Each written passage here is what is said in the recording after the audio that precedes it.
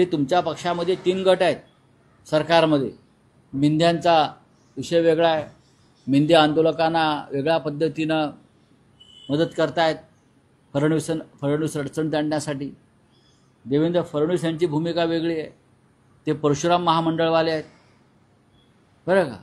आणि हे जे आहेत मिस्टर अजित पवार हे चीनच्या भिंतीसारखे तटस्थ आहेत. त्यांची काही प्रतिक्रियाच नाही आहे. अशा परिस्थितीमध्ये राजकीय इच्छाशक्ती येणार कुठून आणि संविधानाची चौकट बदलणार कशी.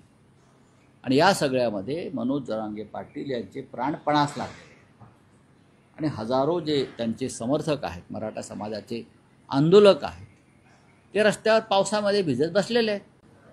देवेंद्र फडणवीस यांच्या सरकारनं मराठा समाजाच्या आंदोलकांना 1 दिवसाची मुदतवाढ दिली.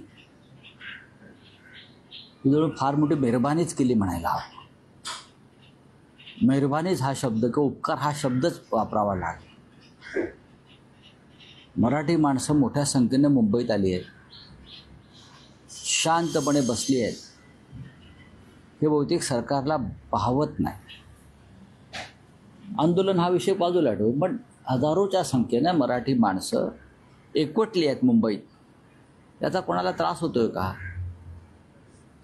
काही धनिक, भाजपचे समर्थक, उद्योगपती, व्यापारी त्यांना मदत करणारे ह्यांना त्रास होत असेल असं दिसतंय. त्याच्यामुळे 1 दिवसाची मुदतवाढ